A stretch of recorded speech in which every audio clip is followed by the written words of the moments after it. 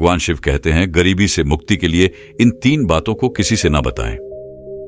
प्रिय भक्तदिन, आज हम आपको एक कथा का श्रवण करा रहे हैं जो सुनने मात्र से आपके जीवन में सुख, संपत्ति और धन की वर्षा होगी। तो चलिए कथा को प्रारंभ करते हैं। भगवान शिव माता पार्वती से कहते हैं, यह 3 बातें मानव को कभी भी किसी को नहीं बताना चाहिए। जो मानव यह 3 बातें नहीं बताते हैं वह इंसान कभी भी गरीब नहीं रहेगा। फिर माता पार्वती कहती हैं, हे प्राणात, वह कौन सी 3 बातें हैं जिसे जान लेने से इंसान को कभी भी दुखों का सामना नहीं करना पड़ेगा। फिर भगवान शिव कहते हैं, हे देवी, आज मैं पृथ्वी लोक पर एक सन्यासी का रूप धारण करके यह 3 बातें बताने जा रहा हूं। कृपया इस कहानी को ध्यान से सुने। अगर आप ये कहानी सुन रहे हैं तो पूरा सुने। इस कथा को आधार अधूरा छोड़कर जाने की गलती मत करिएगा, क्योंकि इस पवित्र कथा को पूरा सुनने से मनचाहा फल की प्राप्ति होगी। इसीलिए इस कथा को पूरा सुने। आवश्यक भक्त है तो भोलेनाथ का नादिर ना करें। भगवान शिव पृथ्वी लोक पर एक सन्यासी के रूप में आते हैं। आज की इस प्यारी सी कहानी की शुरुआत करते हैं। प्राचीन समय की बात है। एक नगर में एक धनवान सेठ रहता था। उसके घर में किसी चीज की कोई कमी नहीं थी और उसका व्यापार बहुत अच्छा चल रहा था। उसकी पत्नी भी बहुत खुश रहती थी, क्योंकि सेठ हर महीने उसके लिए नए नए गाने खरीदा था और उसे बहुत प्रसन्न रखता था। प्रिय श्रद्धालु, सेठ के घर के बगीचे में ही एक वर्क रिच था। उस वर्क रिच के नीचे सन्यासी अपना आसन बिछाकर ध्यान किया करते थे। सेठ और सेठानी दोनों सन्यासी की बहुत सेवा करते थे और उसकी देखभाल करते थे, क्योंकि वह सन्यासी कई सालों से उस वक्त रिच में रह रहे थे। सेठ हर रोज सन्यासी को घर का भोजन देते थे और सन्यासी भी उनसे बहुत प्रेम करते थे। भगवान शिव जो सन्यासी थे वो बहुत खुश थे, क्योंकि उन्हें किसी चीज के लिए कहीं और नहीं जाना पड़ता था। सीट और सेठानी हर रोज उन्हें स्वादिष्ट भोजन खिलाते थे। प्रिय ढालो सीट की पत्नी बहुत ही सरल और भोली स्वभाव की थी। उसकी आदत थी कि वह घर की हर बात बाहर वालों को बता देती थी। एक दिन सीट की पत्नी ने अपने पति से पूछा, पिया जी, आपका व्यापार कैसा चल रहा है? आप कैसे इतना मुनाफा कमाते हो? श्रद्धालुओं अपनी पत्नी का ऐसा सवाल सुनकर सेठ ने सारी बात बता दी। सेठ ने कहा, प्रिय, मैं अनाज का धंधा करता हूं। मैं चंबल की घाटी से अनाज खरीद लेता हूं और उसे महंगे दामों में बेच देता हूं। प्रिय श्रद्धालु, अपने पति की यह बात जानकर सेठानी बहुत प्रसन्न हुई। उसने सोचा, मेरे पति तो बहुत ही बुद्धिमान है। यह बात तो सारे नगर वालों को पता होनी चाहिए कि मेरे पति इतने बुद्धिमान हैं और इतना ज्यादा धन कमाते हैं। प्रिय श्रद्धालु ऑफ सेठ की पत्नी ने पूरे नगर में यह बात फैला दी कि उनके पति इस तरीके से पैसा कमाते हैं। श्रद्धालुओं, अब क्या था, नगर के कुछ लोगों को जब यह पता चला कि सेठ किस प्रकार धन अर्जित करता है, तो वह सभी के अनाज का धंधा करने लगे। प्रिय श्रद्धालुओं, अब नगर के बहुत से लोग अनाज का व्यापार करने लगे हैं। सेठ जो पहले कम गांव में अनाज खरीद लेता था, अब वही अनाज महंगे गांवों में बिकने लगा है। सेठ का धंधा थोड़ा कम चलने लगता है। उसे मुनाफा नहीं होता और धीरे धीरे वह गरीब होता जाता है। सेठ का पूरा धंधा बैठ जाता है। यह देखकर वह बहुत चिंतित और दुखी हो जाता है। प्रिय श्रद्धालु, एक दिन की बात है। सेठ अपने व्यापार की परेशानी से तंग आकर बगीचे में बैठा था। तभी भगवान शिव जो सन्यासी थे वह वहां आते हैं और कहते हैं, सेठ जी, क्या बात है? आज आप कुछ परेशान लग रहे हैं। तब सेठ बताता है, ही संत महात्मा, मेरा व्यापार बहुत मंदा चल रहा है। मुनाफा बहुत कम हो गया है। नगर के बहुत से लोगों ने अनाज का धंधा शुरू कर दिया है, जिससे मेरा धंधा बैठता जा रहा है। भगवान शिव जो सन्यासी थे, सीट की बातें सुनकर कहते हैं, सीठ जी, क्या आपने किसी को बताया था कि आप किस प्रकार अपना दिल अर्जित करते हैं, किस प्रकार आप अपनी जीविका चलाते हैं? तब सिद्ध करता है, हासिल महात्मा, मैंने अपनी पत्नी को सारी बात बताई थी। वह मुझसे पूछ रही थी कि आप इतना धन कैसे कमाते हैं। तब मैंने उसे बताया था कि मैं अनाज का व्यापार करके धन अर्जित करता हूं। प्रिय श्रद्धालु और सन्यासी को सारी बात समझ में आ जाती है। सन्यासी कहते हैं, सेठ जी, आपने बहुत बड़ी गलती कर दी है। आपको सेठानी जी से यह बातें नहीं करनी चाहिए थी। आज मैं आपको एक कहानी सुनाता हूं। और इस कहानी के माध्यम से बताऊंगा कि चाहे कितने भी करीबी इंसान हो, यह 3 बातें कभी किसी को नहीं बतानी चाहिए। इससे गरीबी आपके आसपास भी नहीं भटकेगी। प्रिय श्रद्धालु, अब सन्यासी जो भगवान शिव थे, वह अपनी कहानी प्रारंभ करते हैं। सन्यासी कहते हैं, सेठ जी, एक समय की बात है, एक नगर में एक गरीब आदमी रहता था। वह इतना गरीब था कि अपने परिवार के लिए ठीक से भोजन भी नहीं जुटा पाता था। फिर सन्यासी कहते हैं, सेठ जी, गरीबी मनुष्य के लिए एक अपमानकारी दुख था। बिना घर की गृहस्थी और घर चलाना बहुत मुश्किल था। फिर सन्यासी आगे कहते हैं, सेठ जी, वह गरीब आदमी जैसे तैसे अपने घर वालों का पेट पाल रहा था। तभी उनको भोजन मिल जाता था, तो कभी भूखे पेट ही सोना पड़ता था। एक दिन उस गरीब आदमी की पत्नी ने कहा, हमारे पास तो धन ही नहीं है। सुबह को खा ले तो शाम की उम्मीद नहीं है, शाम को खा ली तो सुबह की उम्मीद नहीं है। आखिर ऐसे कब तक चलेगा? मैं जैसे तैसे करके घर चला लूंगी, लेकिन आप घर कमाने के लिए परदेश चले जाएं। इस प्रकार से हमारे परिवार का गुजारा नहीं चलेगा। मनुष्य के पास चाहे कितना ही धर्म हो, लेकिन अगर उसके पास कोई काम नहीं है तो वह धर्मी बेकार होता है। अगर हम कुछ नहीं करेंगे तो अपने बच्चों को कैसे पालें? भूख ही मरने से अच्छा है कि किसी की छोटी मोटी मजदूरी ही कर लें। अब पत्नी के बार बार कहने पर वह गरीब आदमी धन कमाने की आस लेकर से निकल पड़ा। वह जंगलों के रास्ते से प्रदेश के लिए रवाना हुआ। चलते चलते वही जंगल में पहुंच गया। दूर की यात्रा तय करके जा रहा था। बेचारा थक चुका था, तो उसने देखा कि आगे एक छाया बरगद का पेड़ है। उस पेड़ की लंबी लंबी शाखाएं थीं, उसकी जड़ें जमीन को छू रही थीं। शीतल छाया देखकर वह बेचारा गरीब आदमी उस पेड़ के नीचे बैठकर आराम करने लगा। प्रिय श्रद्धालु, सन्यासी आगे कहते हैं, वह गरीब आदमी वह वर्ग के नीचे आराम से लेटा हुआ था।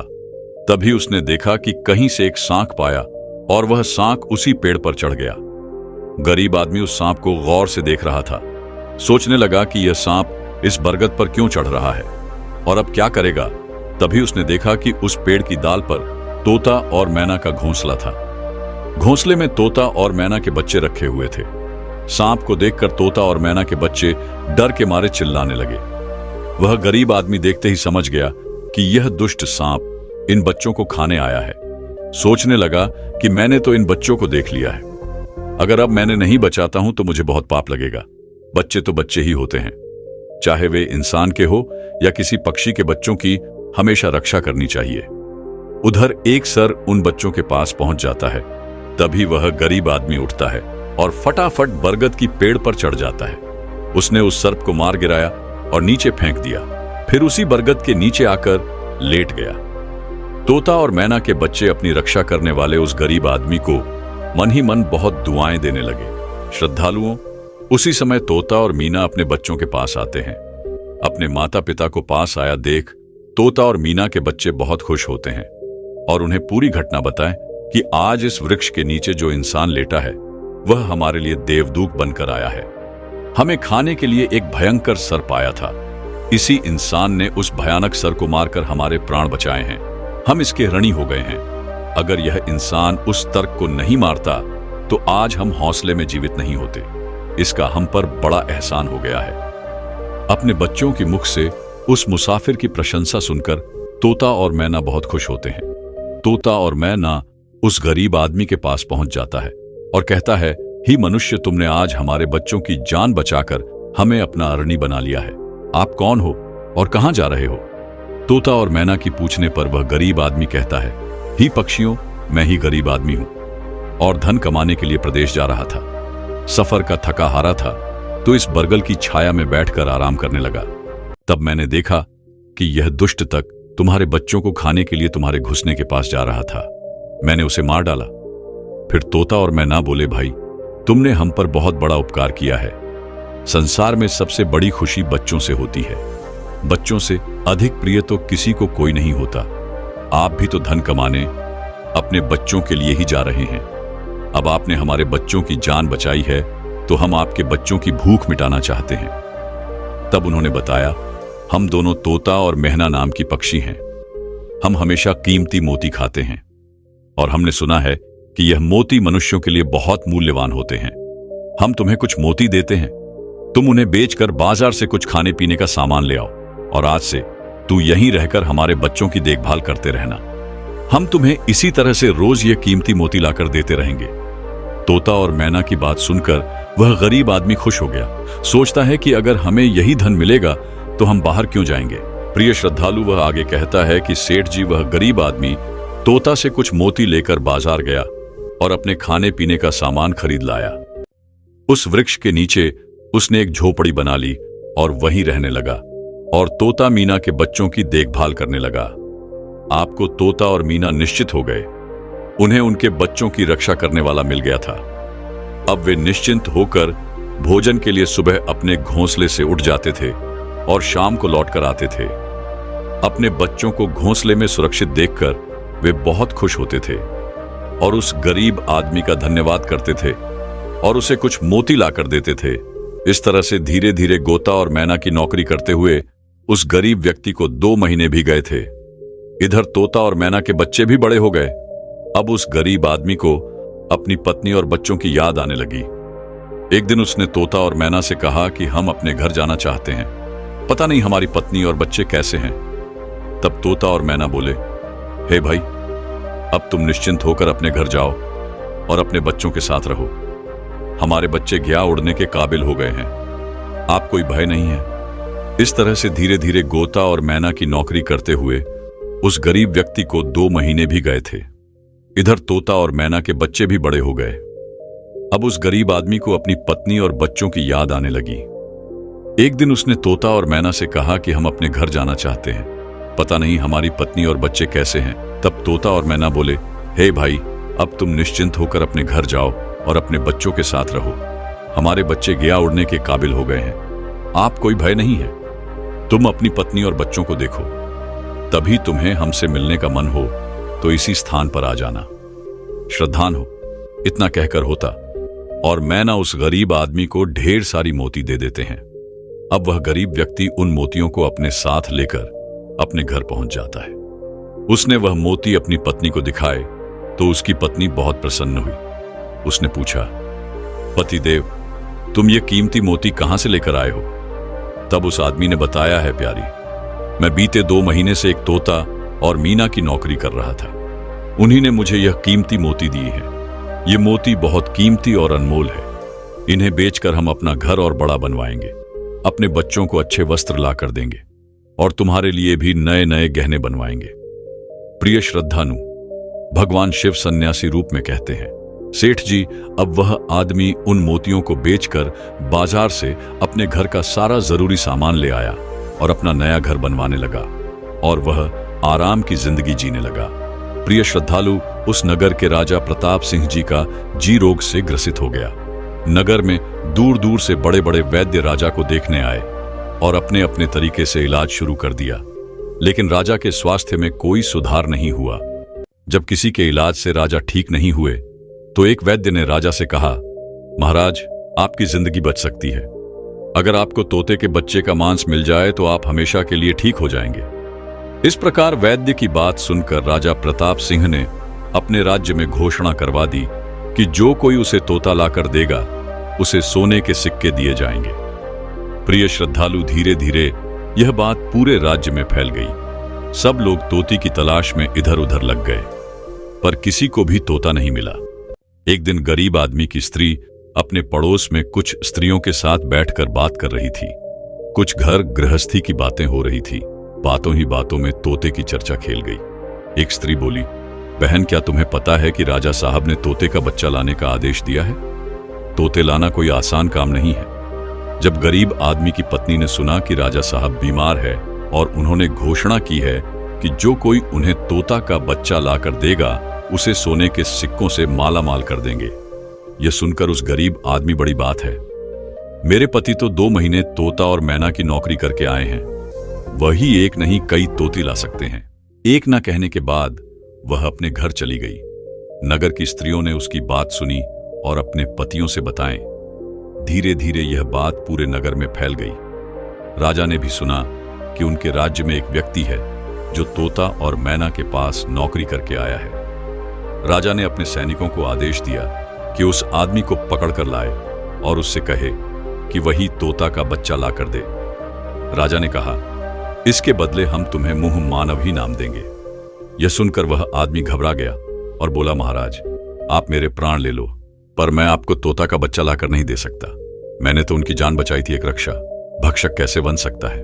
उसके इनकार करने पर राजा प्रताप सिंह बहुत नाराज हुए और बोले, अगर तुमने हमारी बात नहीं मानी और तोता का बच्चा लाकर नहीं दिया तो हम तुम्हारी पत्नी और बच्चों को मरवा देंगे। प्रिय श्रद्धालु, फिर भगवान शिव रूपी सन्यासी कहते हैं कि मनुष्य सबसे ज्यादा कमजोर तक पड़ता है जब उसके बच्चों की सुरक्षा की बात आती है। ऐसे में वह कुछ भी करने को मजबूर हो जाता है। राजा की बात सुनकर वह गरीब आदमी बहुत घबरा गया। उसने सोचा कि अब मुझे किसी भी तरह तोते का बच्चा लाकर राजा को देना ही होगा। वह घर आया और अपनी पत्नी को डांटने लगा, तुमने ये क्या कर दिया? तुम्हें बिल्कुल भी समझ नहीं है हम क्या करते हैं और कहां जाते हैं। तुमने ये बातें नजर की स्त्रियों से क्यों कही? धीरे धीरे यह बात राजा प्रताप सिंह तक पहुंच गई। अब बताओ मैं क्या करूं? जिन तोता और मैना ने हमें खाने को भोजन, गृहिणी को नया घर और पहनने को अच्छे वस्त्र दिए, मैं उनके साथ गद्दारी कैसे कर सकता हूं? तुमने ये बात उन महिलाओं को बताकर बहुत बड़ी भूल की है। वह व्यक्ति कहता है कि प्रिय अपने घर की कुछ बातें दूसरों से कभी नहीं कहनी चाहिए। पहली बातें, आपके घर में कितना धन है और आपकी कमाई का स्रोत क्या है, ये बातें दूसरों से कभी नहीं बतानी चाहिए। दूसरी बातें, घर में आपसी प्रेम की बातें, पति पत्नी के प्रेम की बातें बाहर वालों के सामने नहीं करनी चाहिए। तीसरी बातें, आपसी लड़ाई झगड़े मतभेद मान अपमान की बातें कभी दूसरों के सामने नहीं करनी चाहिए, वरना लोग हमारी वह बातें जानकर हमारी कमजोरी को समझकर हमारा फायदा उठाते हैं। चौथी बातें, अपनी कमजोरी दूसरों के सामने ना बताएं और अपनी उन्नति का राज किसी को ना बताएं। जिन बातों को कहने से आपके परिवार पर दुख आ सकता है, वे बातें कभी बाहर नहीं करनी चाहिए। खासकर उन बातों को अपनी स्त्री से ना कहे जिन बातों से घर की मान प्रतिष्ठा नष्ट होती हो, परिवार पर संकट आता हो, किसी की जान जाती हो, परिवार में फूट पड़ती हो या आपके रिश्ते खराब होते हो। क्योंकि कहते हैं कि स्त्रियों के पेट में इस तरह की बातें पचती नहीं है। अब वह गरीब आदमी बोला, प्रिय, तुम्हारी यह गलती आज हमारे परिवार को मौत के मुंह में डाल रही है। यदि तुमने इस बात को छुपा लिया होता तो आज हम निर्भय होकर अपने घर में आनंद की जिंदगी जी रहे होते। अब राजा की आज्ञा है तो तोता का बच्चा लाकर राजा को देना ही पड़ेगा, लेकिन ऐसा करने से मैं पापी कहलाऊंगा। जिन बच्चों की मैंने इतने दिन देखभाल करी, जिन्हीं मैंने मरने से बचाया, अब मैं उन्हें किस प्रकार मौत के मुंह में डाल सकता हूं? पत्नी कहने लगी, पतिदेव, अब जो भी हो, लेकिन हमें अपनी और बच्चों की जिंदगी बचानी है तो आपको यह पाप करना ही पड़ेगा। प्रिय श्रद्धालु, अब तो बड़ा लाचार होता हुआ वो गरीब आदमी जंगल की ओर चल पड़ा था, जहां वह तोता के बच्चों की देखभाल करता था। उधर जग तोता और मैना और उनके बच्चों ने उस गरीब आदमी को अपने पास आता हुआ देखा तो वे बड़े खुश होने लगे। अपने बच्चों को अत्यंत खुश देखकर तोता और मैना कहने लगे, अरे बच्चों, तुम इतने खुश क्यों हो रहे हो? वह तो तुम में से किसी एक को लेने आ रहा है। तुम में से कौन है जो आज उसके साथ जाकर उसकी और उसके बच्चों की जान बचाएगा? फिर तोता कहता है कि बच्चों, लेकिन एक बात याद रखना, तुम आरशी जो भी उसके साथ जाएगा वह कभी लौट कर नहीं आएगा, वह नगर के राजा का भोजन बन जाएगा। प्रिय श्रद्धालु, तब तोता के बच्चों ने पूछा कि आप ऐसा क्यों कह रहे हैं? तोता बताता है कि बच्चों, यहां का राजा बीमार पड़ गया है और वैद्य ने उसी तोता के बच्चे का मांस खाने को कहा है, इसलिए तुम में से किसी एक को वह लेने के लिए आया है। यदि तुम में से कोई उसके साथ जाने को तैयार है तो वह जा सकता है। तभी उनमें से एक बच्चा कहने लगा है, माता पिता, उस आदमी ने ही हम सबकी जिंदगी बचाई है और आज वह आदमी बहुत बड़ी मुसीबत में है। ऐसे में हमें भी उसकी मदद करनी चाहिए, चाहे हमारी जान ही क्यों ना चली जाए, लेकिन हम उसके साथ जरूर जाएंगे। उधर वह आदमी उस वर्ग के वृक्ष के नीचे आता है और तोता मीना से अपना दुख बताता है। तब तोता मीना कहते हैं, ही भाई, तुम चिंता ना करो, हमारे बच्चे तुम्हारे साथ जाने के लिए तैयार हैं, तुम इनमें से किसी एक को ले जाओ। श्रद्धा लो। अब वह गरीब आदमी उनमें से एक तोता के बच्चे को लेकर लौट जाता है और राजा को ले जाकर दे देता है। राजा उस तोते के बच्चे को भी पिंजरे में बंद करता है और अपने नौकर को रखने के लिए कहता है। राजा कहता है कि हम इसे सुबह निकालेंगे और फिर इसके मांस को खा जाएंगे।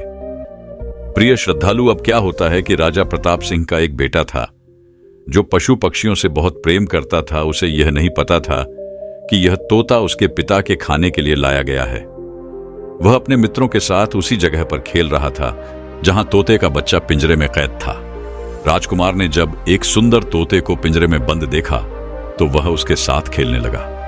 तभी राजकुमार का एक मित्र कहता है, मित्र, तुम इस पक्षी को बाहर निकालो, यह कितना सुंदर तोता है।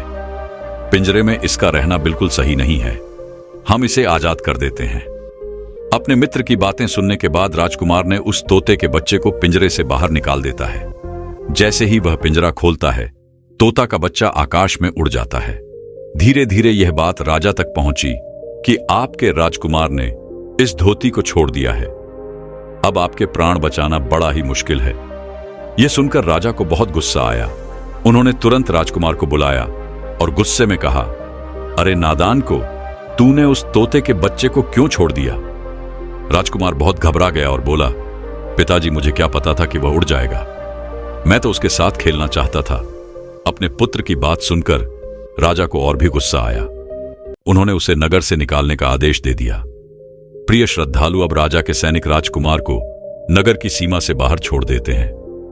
उधर वह तोते का बच्चा उत्तर अपने माता पिता के पास पहुंचता है और उन्हें सारी बात बताता है कि राजा के बेटे ने उससे आजाद कर दिया है।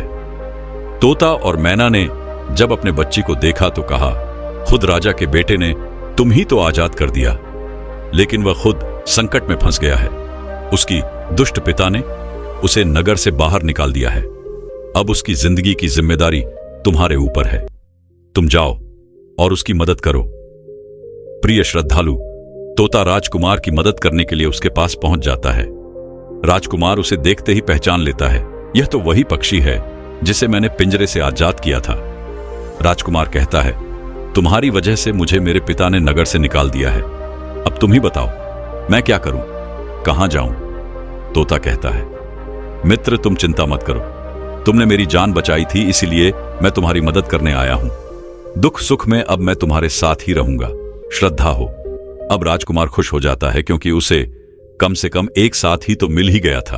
अब तोता और राजकुमार दोनों एक दूसरे नगर में घूमने लगते हैं। चलते चलते भी दोनों एक सुंदर बगीचे में पहुंच जाते हैं। उसी बगीचे में वहां के राजा की पुत्री भी अपनी सहेलियों के साथ घूमने आया करती थी। उस राज्य के राजा की कन्या का नाम रूपमती था। राजकुमारी रोगमती बहुत ही सुंदर थी और उसकी खूबसूरती की चर्चा पूरे नगर में होती थी। राजकुमार और कविता उस बगीचे में बैठे हुए थे। तभी वहां राजा की कन्या रूपमती अपनी सहेलियों के साथ बगीचे में घूमने आती है। राजकुमारी को देखकर राजकुमारी वृक्ष के पीछे छुप जाता है और तोता राजकुमारी के सामने पहुंच जाता है। राजकुमारी सुंदरता को देखकर मोहित हो जाती है। वह मुझसे पकड़ना चाहती है, लेकिन तोता उसकी पकड़ में नहीं आता। यह राजकुमारी रूप में नदी की सुंदरता पर मोहित हो जाता है। प्रिय श्रद्धालु, कुछ समय बगीचे में टहलने के बाद राजकुमारी अपने महल में लौट जाती है। राजकुमारी पूरी तरह से राजकुमारी पर मोहित हो गया था। अब तो उसे एक पल भी अच्छा नहीं लग रहा था। तब तोता ने कहा, मित्र, तुम चिंता मत करो, तुम जिसे चाहने लगे हो मैं तुम्हें उससे मिलवा दूंगा। राजकुमार बोला, मित्र, तुम मुझे किसी भी तरह उस राजकुमारी से मिला दो, मैं उसके बिना अब रह नहीं पाऊंगा। तोता बोला, मित्र, तुम मुझ पर भरोसा रखो, मैं पता लगाकर आता हूं कि राजकुमारी कहां रहती है और तुम उससे कैसे मिल सकते हो। प्रिय श्रद्धालु, अब तोता राजकुमारी रूप में नदी के पास जाता है। राजकुमारी के महल में चार तरफ सैनिक तैनात थे, लेकिन तोता उड़ता हुआ ऊपर से जाता है और जाकर राजकुमारी की कक्ष के बाहर बैठ जाता है। तोता वहां से सब नजारा देखे और सारी बात आकर राजकुमार को बताता है कि महल में जाकर राजकुमारी से मिलना बहुत मुश्किल है। तोता कहता है, तुम एक काम करो, अपना रुमाल मुझे दे दो, मैं तुम्हारा रुमाल आज राजकुमारी के पास पहुंचा दूंगा और उसकी उंगली ले आऊंगा। प्रिय श्रद्धालु, अब रात में कोता राजकुमार का रुमाल लेकर राजकुमारी के पास रख आता है और राजकुमारी की चुनरी साथ ले जाता है। सुबह जब राजकुमारी रूपमती जागती है तो देखती है कि उसकी चुनरी गायब है और उसके पास ही रुमाल रखा हुआ है। राजकुमारी तुरंत समझ जाती है कि रात में कोई पुरुष उसके कक्ष में आया था। उसने देखा कि उसकी चुनरी गायब है और उसकी जगह किसी पुरुष का रुमाल रखा हुआ है। राजकुमारी बहुत व्याकुल हो जाती है और अपने सभी सिपाहियों को सावधान कर देती है। वह सिपाहियों से पूछती है कि रात में उसके पास कौन आया था, लेकिन किसी के पास कोई जवाब नहीं होता। अब राजकुमारी के कक्ष की सुरक्षा और बढ़ा दी जाती है। उसने देखा कि उसकी चुनरी गायब है और उसकी जगह किसी पुरुष का रूमाल रखा हुआ है। राजकुमारी बहुत व्याकुल हो जाती है और अपने सभी सिपाहियों को सावधान कर देती है। वह सिपाहियों से पूछती है कि रात में उसके पास कौन आया था, लेकिन किसी के पास कोई जवाब नहीं होता। अब राजकुमारी के कक्ष की सुरक्षा और बढ़ा दी जाती है। प्रिय श्रद्धालु अगली रात फिर से तोता राजकुमारी की कक्ष में जाता है और अपने मित्र द्वारा लिखी हुई चिट्ठी को राजकुमारी के पास रखा आता है। अगले दिन जब राजकुमारी जागती है, वह चिट्ठी पढ़ती है तो उसने लिखा होता है कि राजकुमारी, मैंने जब से तुम्हें देखा है तब से मैं तुम्हारा हो गया हूं। मैं तुमसे विवाह करना चाहता हूं। अगर तुम्हें मुझसे मिलना है तो तुम अपने बगीचे में आ जाना, मैं तुम्हें वहां मिल जाऊंगा। अब राजकुमारी अपनी सहेलियों को लेकर बगीचे में जाते हैं, लेकिन वहां उसे कोई पुरुष नजर नहीं आता। वहां तो सिर्फ वही तोता घूम रहा होता है जिसे उसने उस दिन देखा था। तोता राजकुमारी से कहता है, राजकुमारी, तुम जिसे देख रही हो मैं तुम्हें उससे मिला सकता हूं, लेकिन पहले तुम मुझे वचन दो कि तुम ये बात अपने पिता से नहीं कहोगी और मेरे मित्र को बंदी नहीं बनाओगी। राजकुमारी ने वचन दिया कि वह उसे बंदी नहीं बनाएगी। मुझे उससे मिलाओ, मैं भी देखना चाहती कि वह कौन है जो इतने सत पहले के बावजूद भी मेरे कक्ष में पहुंच गया। तब तोता ने अपने मित्र राजकुमार को बुलाया। श्रद्धा हो, राजकुमार भी देखने में बहुत सुंदर था। उसकी सूरत देखकर राजकुमारी भी इस पर मोहित हो गई। तब राजकुमार आता है और राजकुमारी के पास बैठकर बड़े ध्यान से उसके सुंदर चेहरे को निहारने लगता है। राजकुमारी ने पूछा, तुम कौन हो और इतने कड़े पहले के बाद भी तुम मेरे कक्ष तक कैसे पहुंच गए? राजकुमार बोला, प्रिय, जब दिल में प्रेम होता है तो कोई भी कार्य असंभव नहीं होता। जब से मैंने तुम्हें देखा है तब से मैं तुम्हें प्रेम करने लगा हूं और तुमसे विवाह करने की इच्छा रखता हूं। श्रद्धा हूं। जब राजकुमारी ने पूछा कि तुम कौन हो और कहां से आए हो, तब राजकुमारी ने अपनी पूरी कहानी उसे सुनाई। राजकुमारी की कहानी सुनने के बाद राजकुमारी के मन में उसके लिए सहानुभूति हो गई। आपको रोजाना राजकुमारी रूप में थी उस राजकुमारी से मिलने उस बगीचे में आया करती थी। एक दिन राजकुमारी ने कहा, राजकुमारी, मेरे पिता तुम्हारे साथ मेरा विवाह कभी नहीं करेंगे, इसलिए मैं तुम्हारे साथ भाग चलती हूं और कहीं दूसरी जगह चलकर हम अपना विवाह कर लेंगे और आनंद पूर्वक रहेंगे। प्रिय श्रद्धालुओं, अब वही होता है। राजकुमारी उस राजकुमारी के साथ पूरे पर सवाल होकर भाग जाती है और काफी दूर जाने के बाद में एक झोपड़ी बनाते हैं और विवाह करके दोनों साथ रहने लगते हैं। दोनों को रहते रहते बहुत समय बीत जाता है और वह तोता भी उन्हीं के साथ रहता है। प्रिय श्रद्धालु, भगवान शिवरूपी सन्यासी कहते हैं, सेठ जी, उस राजकुमार की झोपड़ी में किसी तरह से आग लग जाती है और उसी आग को बुझाने के चक्कर में उस तोते का एक पल जल जाता है।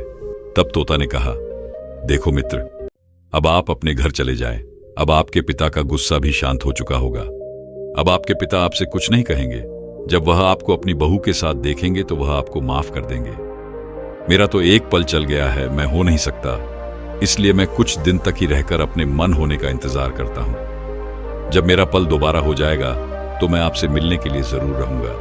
प्रिय श्रद्धालु, इस प्रकार से वह दोनों, राजकुमार और उसकी पत्नी, अपने नगर के लिए चल देते हैं। चलते चलते रास्ते में एक नदी पड़ती है। उस नदी पर एक नाविक नाव चलाता था। राजकुमार अपनी पत्नी को लेकर नाव में बैठ जाता है। जैसे ही नाव नदी के बीच में पहुंचती है तो राजकुमार देखता है कि एक चूहा बार बार नाव पर चढ़कर आता है, लेकिन वह नाविक उसे हटाकर नदी में गिरा देता है। कई बार उस चूहे को नाविक में हटा देता था। तब राजकुमार कहने लगा, अरे यह बेचारा इस प्रकार से ही तो जल में डूबकर मर जाएगा। यह अपने प्राणों की रक्षा करने के लिए इस नाव पर चल रहा है, इसे चढ़ जाने दो। जब राजकुमार ने नाविक से कहा कि आप इस चूहे को चढ़ जाने दें, तो राजकुमार के कहने पर उस नाविक ने उस चूहे को अपनी नाव पर चढ़ जाने दिया। जैसे ही चूहा नाव के अंदर गया, वह अंदर जाकर छुप गया। थोड़ी देर बाद उन्होंने देखा कि नाव के अंदर धीरे धीरे पानी आने लगा।